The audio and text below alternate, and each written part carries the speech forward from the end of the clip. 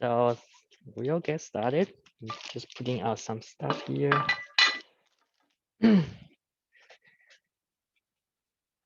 uh, so yeah, so now Home 9 is online. It's available still on Monday. Okay. For classroom disinfection, I'm asking Morgan and Owen for today. Right. So last time we talked about Lenz's law. So basically says induced current always flows in the direction that opposes to the change that caused it. Okay, so I'm gonna to start with one demonstration here today. So which is Lenz's law. Let's see, point it this way. Okay, so basically we know that if you have magnetic field that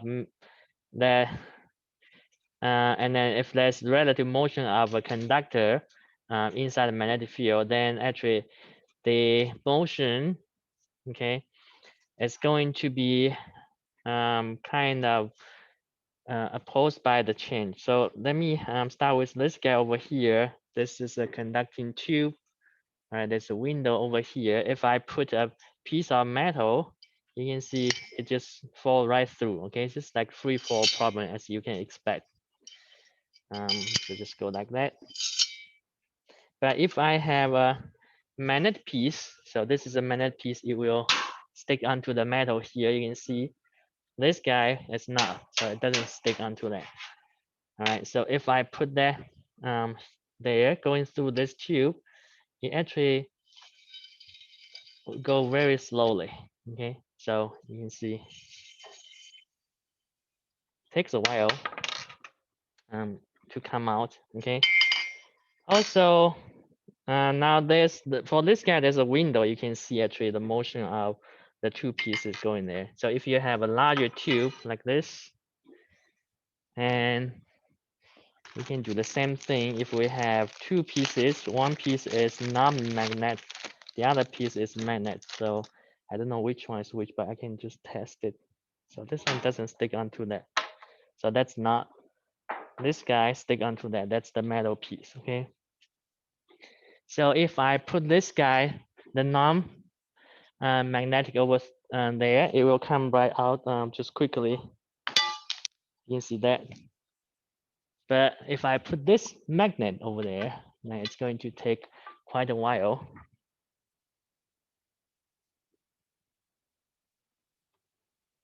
Maybe it stuck in there. Actually, no, it didn't. So yeah, it came out quite slowly. So this is because when you have a magnet, so then there's magnetic field, okay? So the motion of the magnetic field changes the magnetic flux of the like a loop over here. So then there will be induced current inside this metal.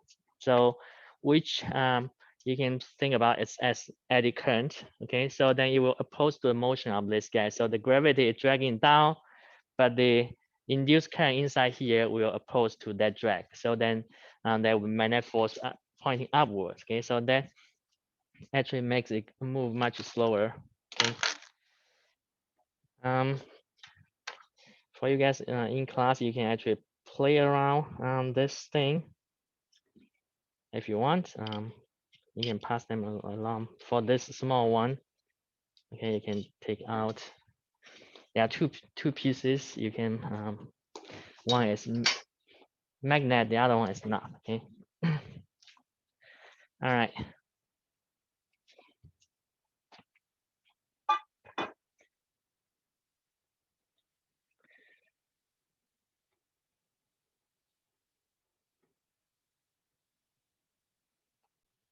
Okay, so that's basically the Lenz's law, and then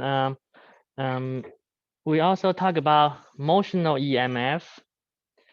So which says if you make the rod that is it's as a part of the circuit, and then if you make it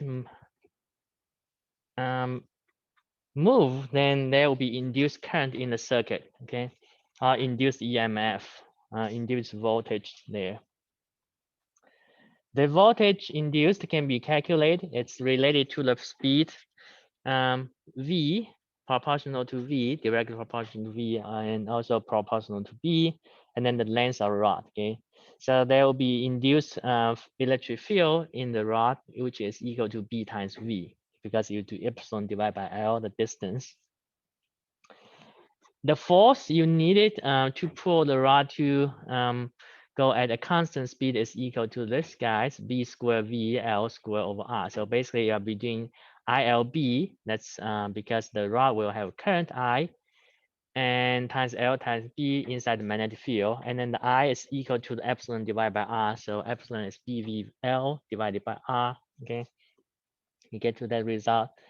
So, and then at the end, we found that for the force to pull the rod to move at speed V, the mechanical power is equal to the electric power that's being consumed by the light bulb or the resistor. So those two are the same.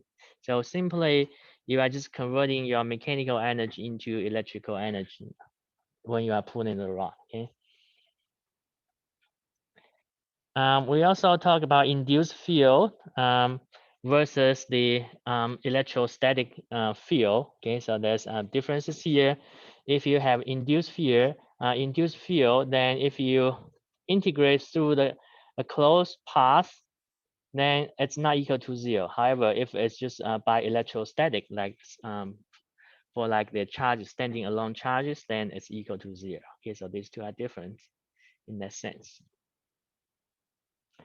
And we also took a look on eddy current. So what you guys just saw was due to the eddy current induced in the metal. Okay, so that opposes the motion. Today we are going to take a look at the electric generator. So basically, for electric generator, you are actually generating power by converting your mechanical energy into electrical energy. Okay, so let me see if you guys can see this clear if I turn up the lights a little bit. So basically, any electric generator, at the last step, it does is converting mechanical energy into electrical energy. So I have a light bulb over here. I have a switch which is closed now. And then I have this guy. This is actually an electric generator here. So you can imagine inside there's a magnetic field, and then there's coils you can turn inside the field. So you can actually turn this guy. I'm going to put this away. So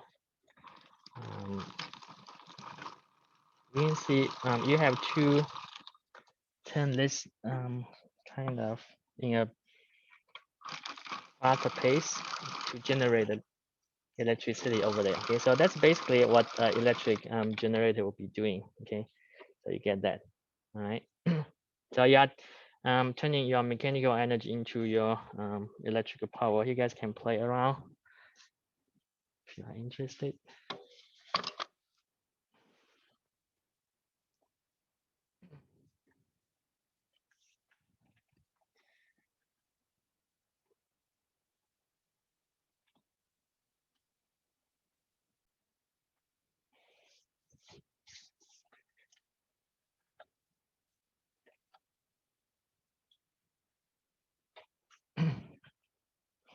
Yeah.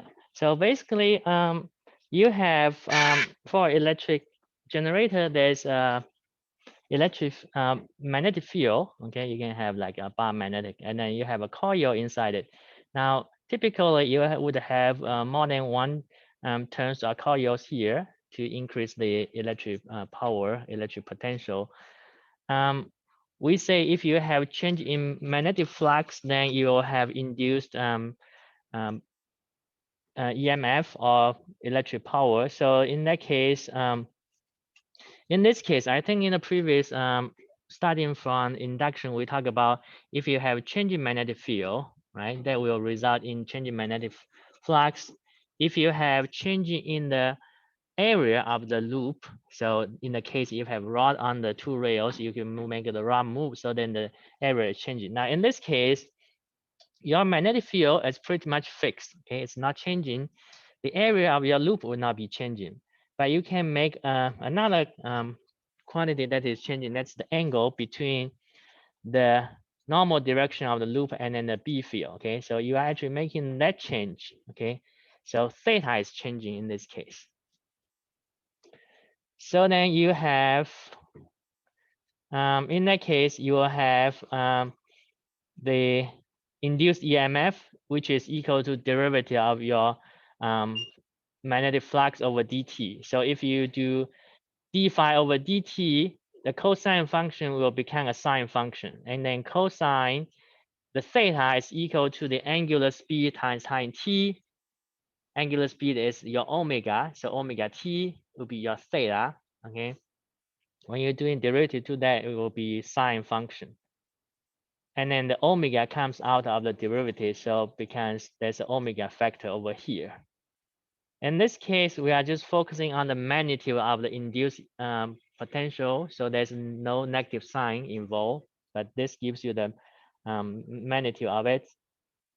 Okay. So you can see then your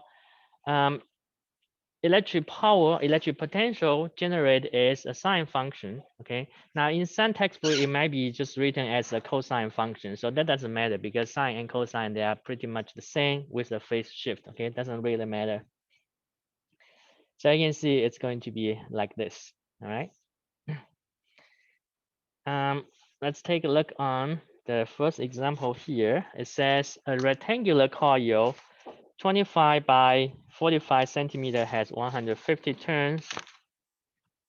The coil produces a maximum EMF of 75 volts when it rotates with an angular speed of 190 radius per second in a magnetic field of strength B. Find the magnetic strength B. Okay. So let's see what you have here already as knowns. So we know the maximum EMF. We are given that maximum EMF as, let's see. We can start from the first sentence. It says a rectangular coil, so 25 by 45. So then we can calculate what's the area. Area will be 25 centimeter by 45 centimeter, right? You want to convert them into meter times 10 to the negative 2 meters. This guy also times 10 to the negative meters. Okay. It says 150 turns. So your N is 150. And it says it produces a maximum EMF. So epsilon max is given at 75 volts. It says the angular speed omega is 190 radians per second. What would be the B field? Okay. So for this is a configuration of a electric generator, right? So it's the induced EMF equal NBA. So the number of turns, the magnetic field, the area times omega times sine of omega t. Okay. Then the maximum will be just those four multiply each other. So that's your epsilon max. Okay. So you pretty much have everything else, but B, you are looking for B. Okay, you can set it up. Epsilon max is equal to MBA times omega. Then B is equal to epsilon max divided by MA omega. All right. So that would be 75 over 150. A will be whatever you get from there. Okay, I'm going to just skip that, and then you can calculate what's that. 190 radians per second. Okay, so on here you should be doing 25 multiplied by 45 times 10 to the minus 4. Okay, meter square goes there. But this will give you 0.02 0.33 Tesla. All right, that's the B field.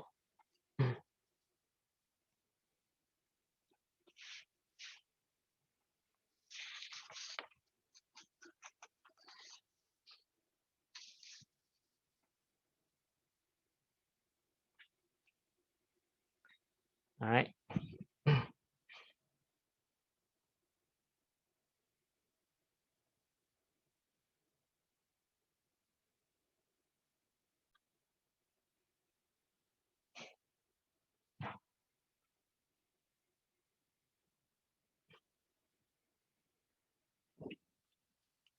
All right.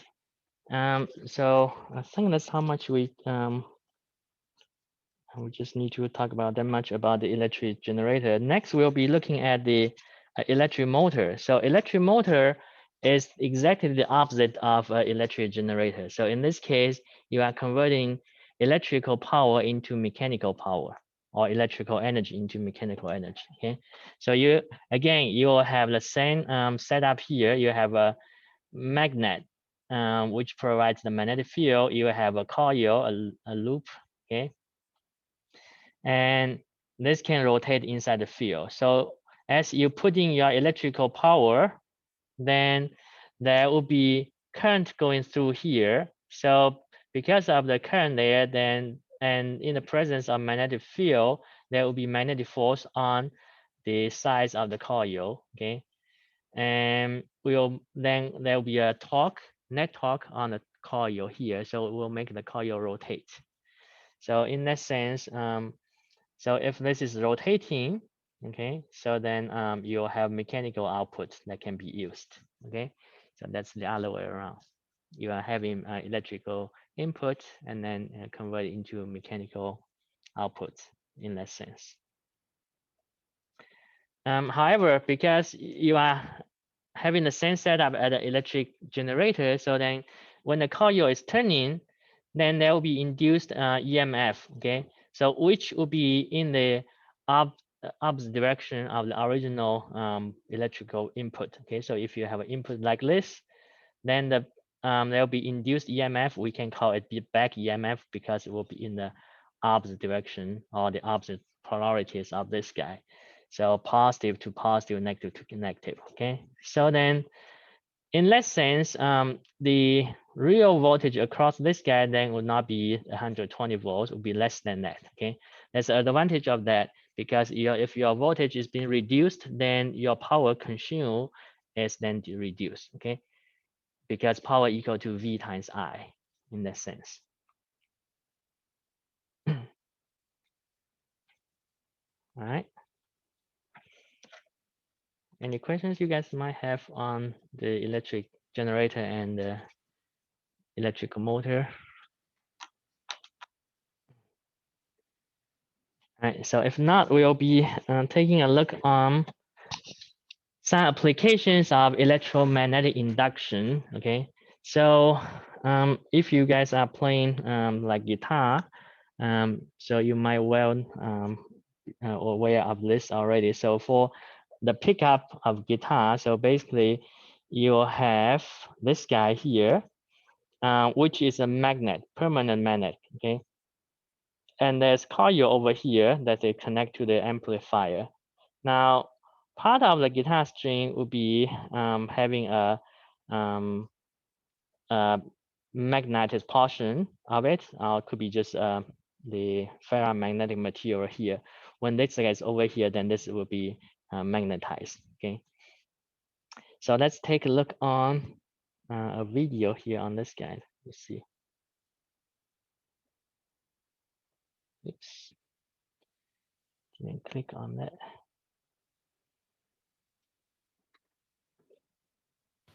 Rock and roll.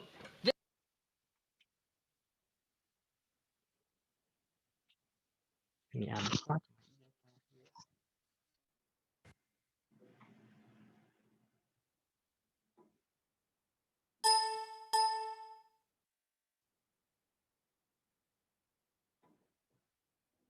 This is a pickup coil from an electric guitar. And I hope that you can see that there are 1, 2, 3, 4, 5, 6 magnets right here. Let's prove that they're magnets. Yep, stuff sticks to them. And each magnet is designed to magnetize a string of the guitar. So the strings will be like, well, the pickup would be like that if the strings were like this, doom, doom, doom, doom, in front of it, and you go like that, and it would be awesome. Or we could show it like this, and I think that might make the most sense. This coil here has 500 or so turns. Wow, that's a lot of turns. What is this pen thing? Okay, here, let's get a marker here. We're talking about 500 turns or more. And out of this just comes 2 wires. So let's talk about how rock and roll is made. I'm going to zoom in on just one of these magnets. The magnet's like this, and it has a north pole and a south pole. I don't actually know if the north pole is the one that's sticking up, and I frankly don't really care. But there is a coil going around it like this. Lots and lots of turns, hundreds of turns, and the coil comes out and goes out, and yeah, so it's got 2 leads leading from it. But in front of the magnet lies a string, and from our perspective, the guitar string is sliced and would appear right there. I guess it's going to be a little bit smaller, but I wanted to show you that when the string is nearby the magnet, then the string becomes magnetized, and you can bet that it would prefer to have this side be south and that side be north, assuming it's a ferrous material. So we're going to set it up like this, and then if you hit the string, boom, you hit the string, that string will shake back and forth, which in turn will change the amount of flux going through this coil. Now, does this coil like having its flux change? But the coil is monitoring the change in flux at every instant.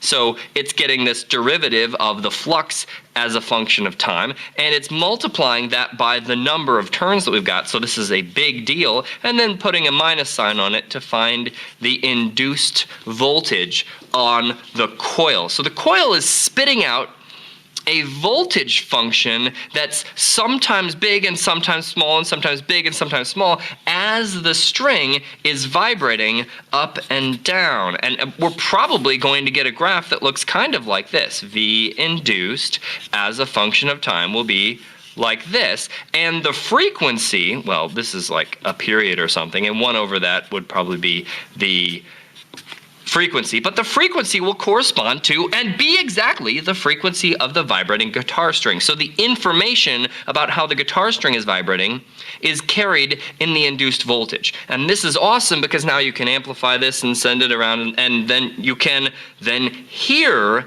the movement of the guitar string without having to have any sound come from the guitar string and be amplified through the body of the guitar and then come to your ears. So it could just be immediately recorded, or it could be amplified and then played back on speakers, etc. So let's make a little schematic diagram of what we've got. We've got a guitar, and I suppose it has to be an electric guitar, and then we can send the signal from the guitar to some pedals, and those pedals can change the sound in a lot of awesome ways. I'm only beginning to explore that. You probably know more than I do about it. And then we'll go to an amplifier. So you're talking about Fender or Marshall or something. And yeah, I think we can stop over there. So that explains how this frequency can be induced, so it's matching up the frequency of the guitar string that your pickup will coil will pick up and then amplify. The other application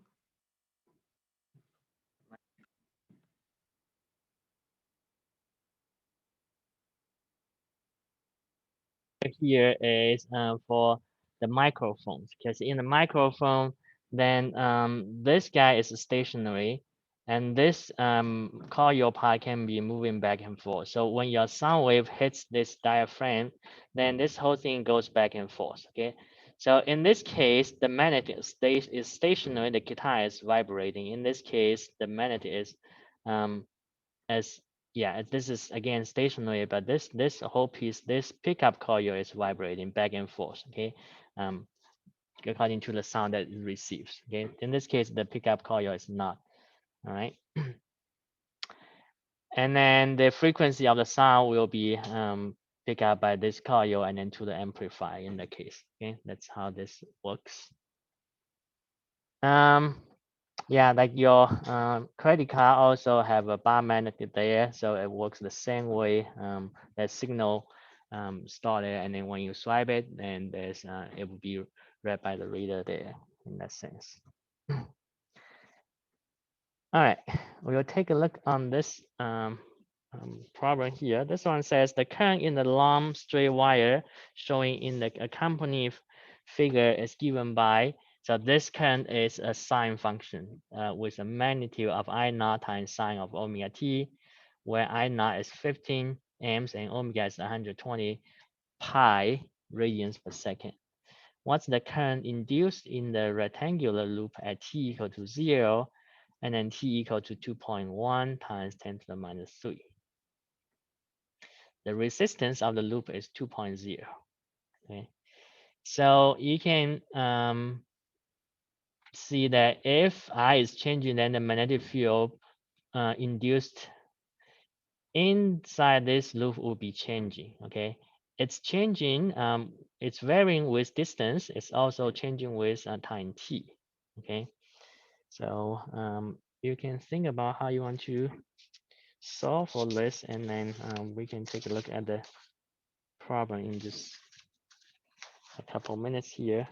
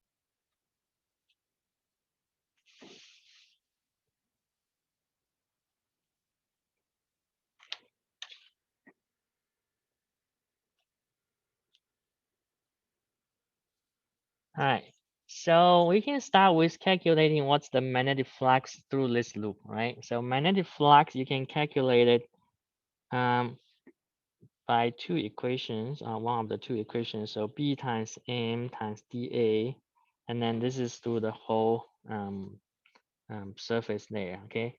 Or you can do magnetic flux equals to BA cosine theta. And if you are using this equation, then B and A are fixed, right? Are not changing. So in this case, your B is changing. Indeed, is varying with distance R. At different distance, your B will be different. So this equation would not apply here. Okay. So then you'll be doing the integration. All right. So to integrate, you want to pick up a small slice that is equal distance away of R from the wire. So then in this region, small region, you can assume that the B field is the same. All right, and then you can times the area of this small slice here to get the flux through this guy. And then you can integrate through with I is the variable from this side all the way up to the other side. Okay, that's your integration range. It goes from one side to the other side. So let's see, in this case, I think there's more parameter given. Yes, there's more parameter given here.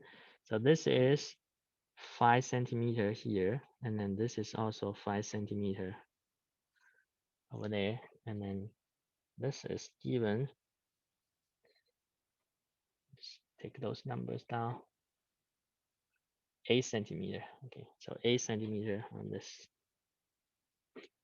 All right, so we'll have to use integration over here, and then d phi is equal to that.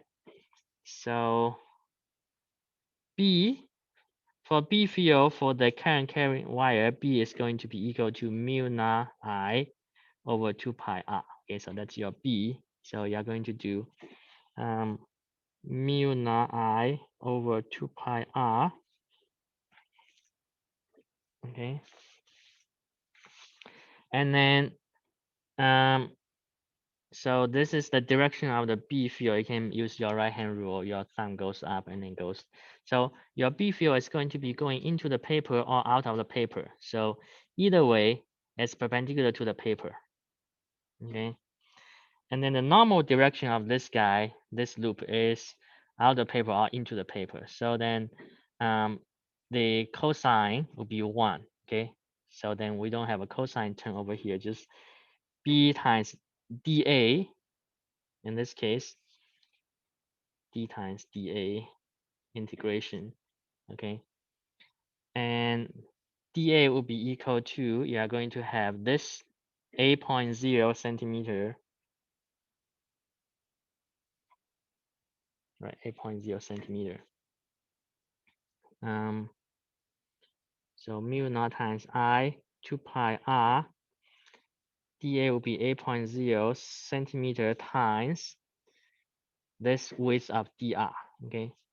The dr is your variable. You are going to integrate from when r is equal to 5.0 centimeter to, so this end to the other end will be 10 centimeter. Okay, that's your integration, lower limits and upper limits. Okay, now although I is changing, but I is changing with time t, it's not changing with r. So you can consider that not as a varying quantity if your variable is r. Okay, so that can still go in front of the your integration 2 pi and then 8.0 centimeter. You can put it out of the integration. You'll have dr over r from 5 centimeter to 10 centimeter.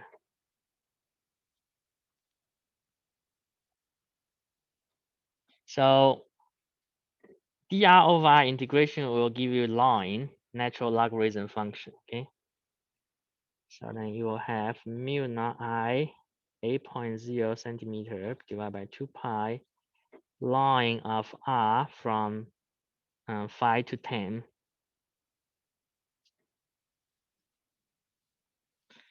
You put the upper limits in minus the lower limits, or that's equivalent to do line of, so if you do line of 10 minus line of 5, that's equivalent to do line of 10 divided by 5, right? So that's line of 2. Okay, so this whole thing is line of 2. So then you will get your phi flux equals to mu naught I 8.0 centimeter over 2 pi times line of 2.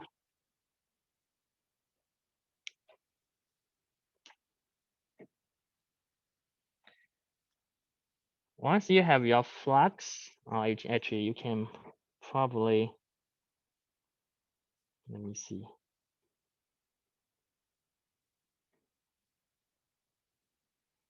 You can probably put in your expression over here. So mu naught is 4 pi times 10 to the minus 7 Tesla meters over A. And then over 2 pi, this is 8.0 centimeter natural logarithm of 2. And then the I is equal to I naught. Okay, so we haven't put I in here yet, but I is equal to I naught, which is 15 amps, times sine of omega t. Omega is 120 pi times t. Okay, so this is your phi magnetic flux. This 2 pi and 4 pi will cancel out, make it 2 on the top there.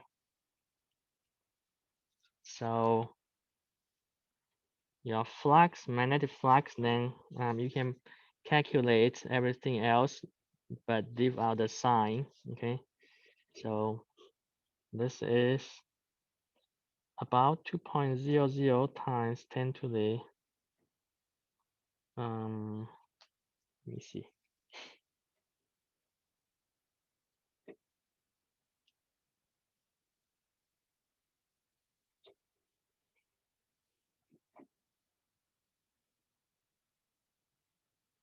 No, I didn't calculate that first.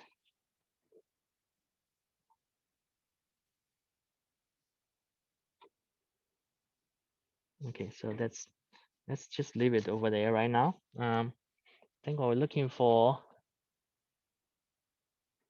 we're looking for current. Okay, so we are looking for the induced current. So first we want to figure out what's the induced EMF, and then divide by the resistance of the loop. That will be your induced current. Okay, so for A, or we can see what's induced current, voltage. That would be derivative if we just focus on the magnitude. Okay, so then will be derivative of that over dt. So we are doing derivative of this thing over with respect to t. So we will still have this. So let's put this here. This guy is 10 to the multiplied by 10 to the minus 2. Okay, so we probably want to do that. 10 to the minus 2 in meters. Then you get 2 multiplied by that is 30. 30 multiplied by that is 240. Okay, so 240 and 10 to the minus 2, so that becomes 2.4. So I'm going to just write down 2.4 line of 2, 2.4 times line of 2, and then there's 10 to the minus 7. Okay.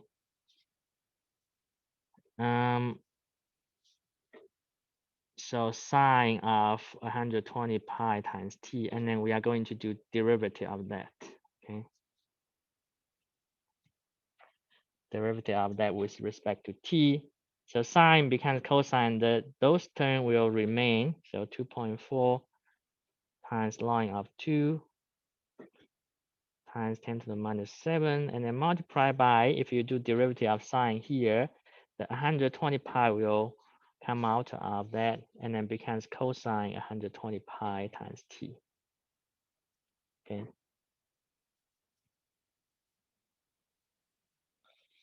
So looks like then I have about, this is equal to 2.00 times 10 to the minus 3 in volts cosine of omega t. Omega is 120 pi times t. Okay, so that's my induced EMF. It's a function of time t. It's a cosine function, 120 pi times t with a peak value. Okay, and then with that, we can then calculate what's the current at t equal to 0 and then t equal to 2.1 times 10 to the minus 3 second. Okay, so the current would be equal to the voltage divided by, let's see,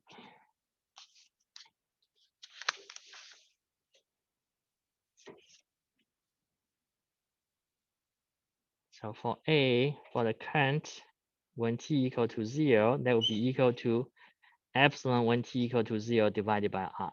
Okay, so that would be 2.00 times 10 to the negative 3 volts cosine of 0, right? That would be 1 divided by R is given as 2 ohms, the resistance of the loop.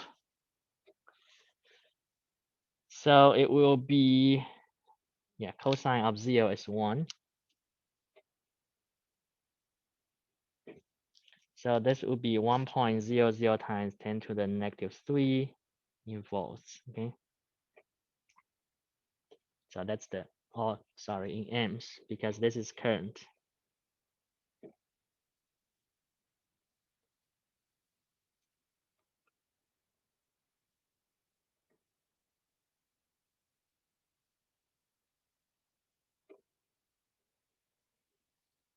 for the current when t is equal to 2.1 times 10 to the minus 3 second, then you'll be having 2.00 times 10 to the minus 3 volts times cosine of 120 pi times 2.1 times 10 to the minus 3 second, okay? Divided by 2 ohms. That will give you 0.703 times 10 to the minus 3 amps, or milliamps, 0.703 milliamps, okay?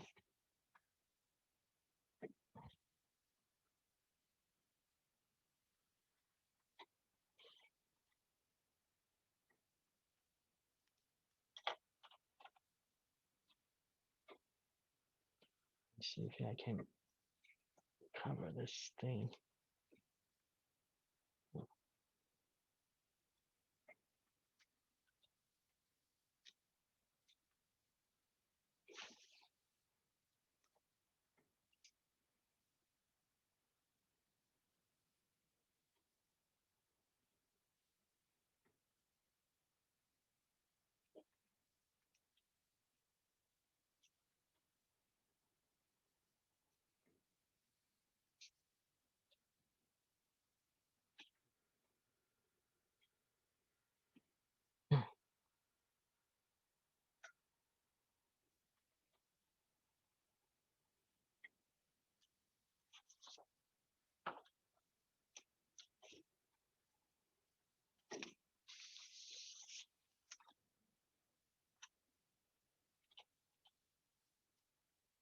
All right.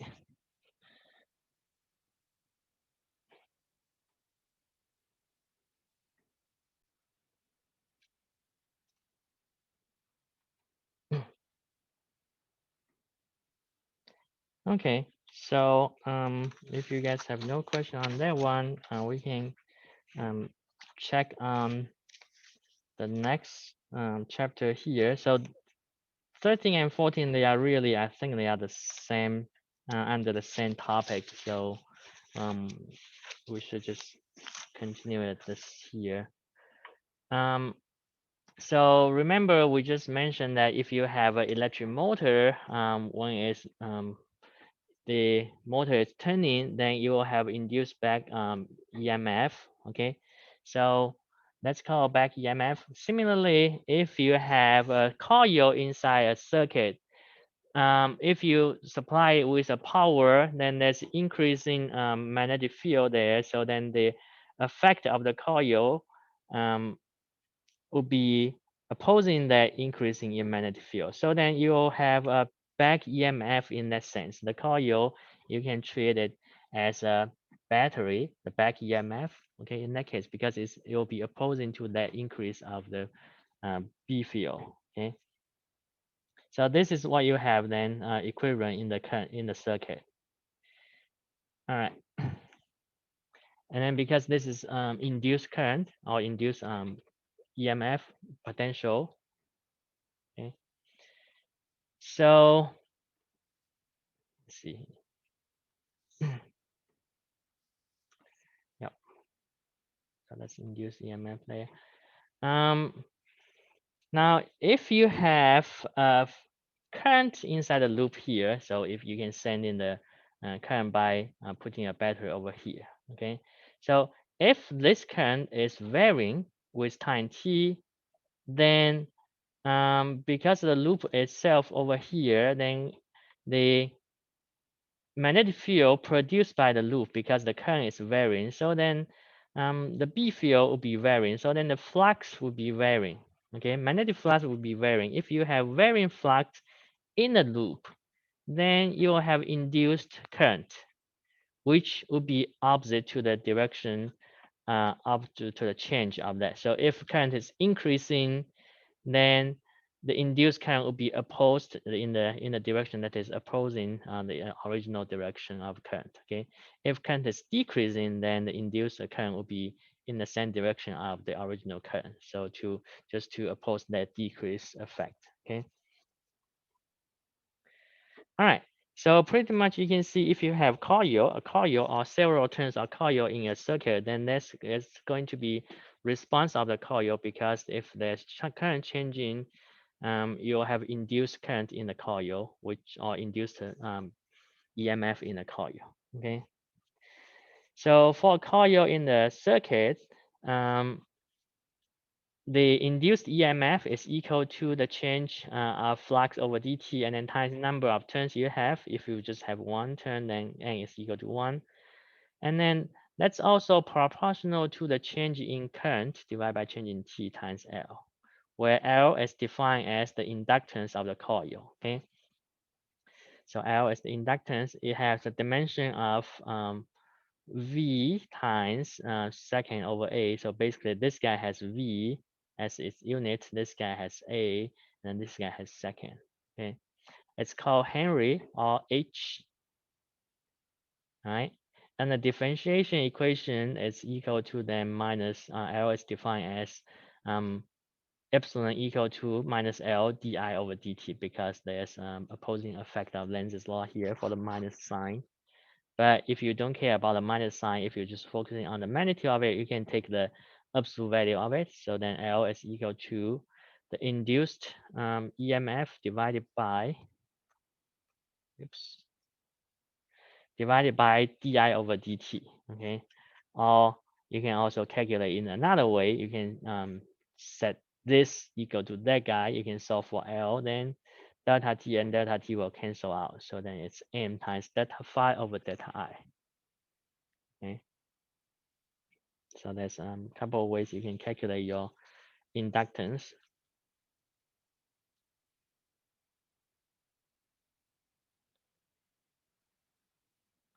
Let's take a look. This one here, it says, what's the rate at which the current through a 0.30 Henry coil is changing if an EMF of 0.12 V is induced across the coil? So it gives you epsilon, it gives you the L, the inductance. It's asking you the rate the current is changing. Okay, so it's looking for delta I over delta T. So we can go back one slice over here. It gives you epsilon, it gives you L. It's looking for this term in the denominator. Okay, so you pretty much can use this one to solve for that.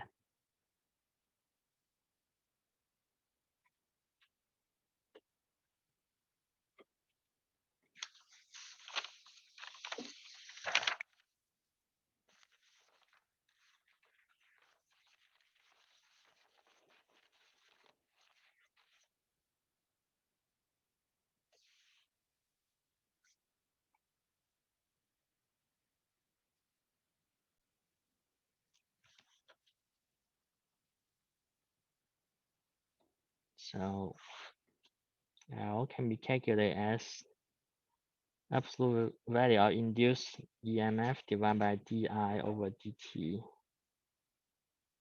Okay.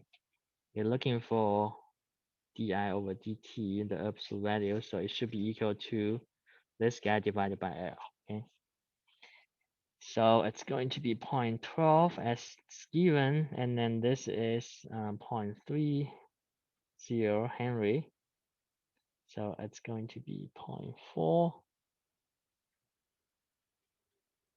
amps per second. Okay, 0.4 amps per second for the rate of the current is changing.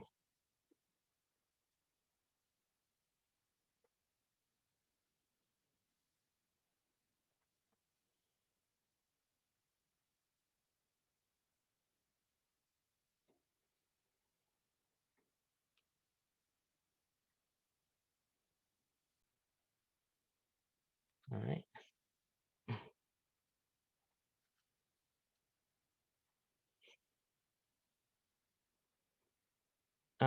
If you have a lot of turns of coils stacking together, then you have a solenoid. I think we saw that the other day, Monday, we have a solenoid. So it's pretty much a lot of turns together.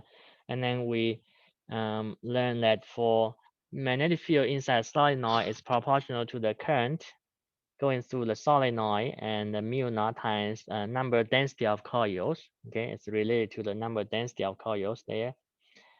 where small n is equal to capital N over L. So in that sense, then the flux, magnetic flux through the solenoid is equal to B times A times M. Each coil will have the same, its normal direction is identical to the B field, so there's no cosine term. Okay, so it'll be just M times B times A. B, you can substitute with mu naught Ni, oops. And then N, capital N, you can do small n times L to get capital N. Okay, so that's why you got two M's here, N squared, you got mu naught, you got I, you got L, you got A. Okay, so that's basically starting from these two, write capital N as small n times L. All right, and then M times B times A would be this.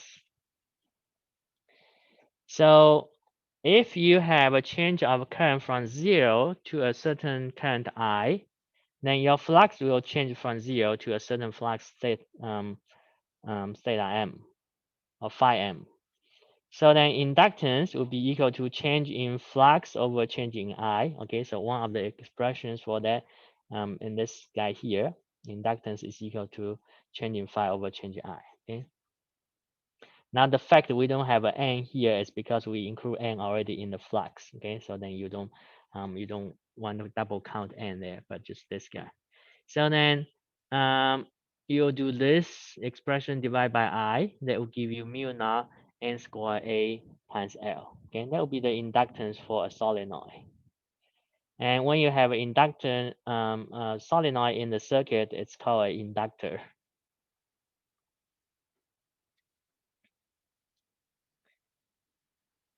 An inductor will be something like this, or something like this, or maybe in the outside it will be insulated so you don't see the many turns inside it. Okay. And in the circuit, you will see this sign as an inductor. So this is like helical curves there.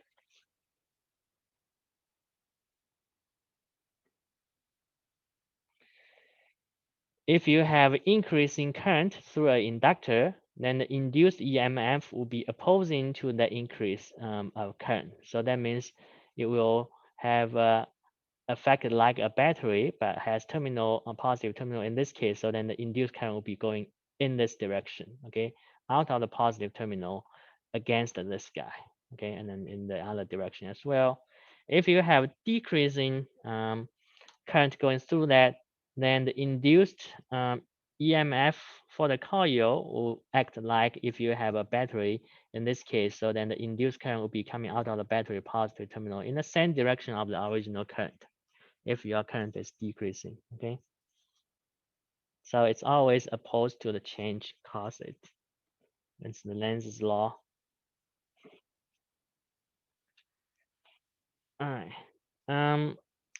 Similar to a solenoid, you might have a toroid. So I think we also checked on that earlier. But in this case, instead of have a circular toroid, but we can have like a rectangular toroid, which is made of inside is like a rectangular shape, and then you wrap your wire around it. So each loop is a rectangular loop. Okay. So in that case, you can use the Ampere's law to calculate what will be the magnetic field inside the toroid here. Okay, it's going to be this guy. All right, it's going to be B. You draw a closed loop inside here with distance r away from the center. B times the circumference of it, 2 pi r, is equal to the mu naught times the current enclosed. Okay, so this guy. So that gives you B equal to mu naught Ni divided by 2 pi r.